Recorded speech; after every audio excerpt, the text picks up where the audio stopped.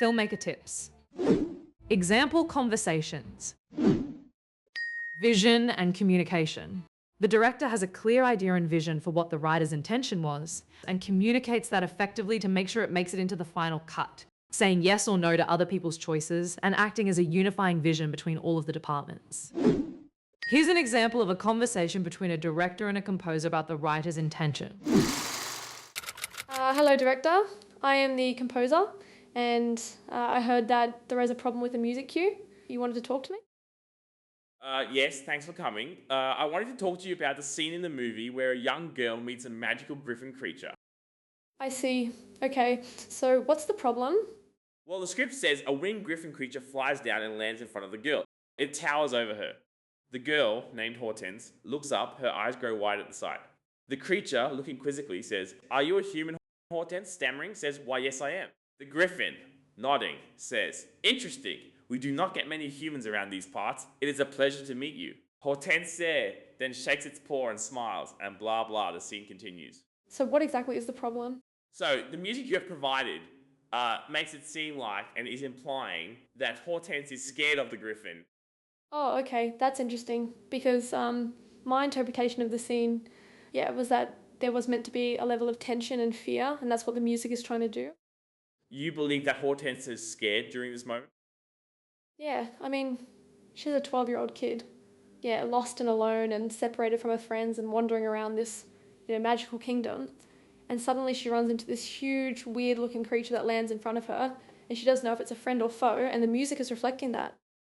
My interpretation is, I think she's amazed and excited to see this creature. The script says her eyes go wide at the sight of the creature, which tells me that she is terrified. And when you look at her, overall behaviour in the scene, it seems like she is hesitant and scared. She is struggling to speak, which I took to mean that she was too frightened to talk. Hortense loves reading books, and there's a moment early in the script where she is in her bed, reading a book and looking at drawings of magical worlds and creatures. I think the writer's intention was that when Hortense sees this griffin land in front of her, in her mind, she is thinking back to the books she was reading. Oh, okay, I see. I must have missed that.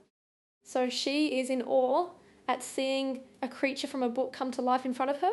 Well, exactly, yeah. I think that's the idea. Yes, exactly. So she loves reading these books, these, magical adventure stories. And when this creature lands in front of her, it's a feeling of seeing these stories that she loves come to life. So you want something that reflects the awe and wonder of seeing something that she's dreamt of come to life in front of her? I think that's the idea. Okay, great. Perfect. Well, I'm glad we had this talk. Disagreement and conflict. The director is not the only person involved in the translation from script to screen, which can sometimes lead to conflict between differing visions for the movie. Here is an example of a disagreement between a director and an actor about a character's motivation. Hello, director of the movie. I am the actor playing the character of Mary, and I wanted to talk to you about an issue with the script. Yes, of course. Thanks for coming. So, what seems to be the problem? There is a scene in which my character, Mary, lies in a hospital bed battling an uncurable disease when her friends show up. Mary jokes around while the doctor explains the seriousness of her situation to her friends. I feel like the comedy is out of place, considering the seriousness of the moment, and I'm not sure my character would be joking at a time like this. Well, throughout the story, Mary has always been the funny one, the comic relief within her group of friends. She's jovial in nature with a wicked sense of humour, so I don't see anything that is out of character for her. I agree with what you are saying, but I don't feel like the character would still be making jokes at a time like this, and I'm not sure what the motivation is. Yes, well, I think the idea was that Mary is trying to reassure everyone and keep their spirits up, despite the serious condition that she is in. And I feel like there is something rather touching in the idea of Mary still trying to crack jokes and, not let her situation, her illness, dampen her sense of humour. Oh, okay. So does Mary actually believe the illness is as bad as the doctor is saying, or does she think she will get better? I think she understands how grave the situation is and thinks this could be it. And yeah, this is her way of coping. Okay, but I don't understand why Mary would be making jokes.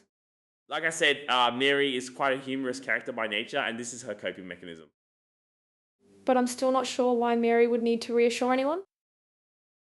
Okay, how about this? We can shoot the scene as it was written, and then we can do it again without the jokes. So how does that sound? Okay, sounds great, and I have no problem with shooting it both ways. Okay, great, no worries. Well, I'm glad we had this talk.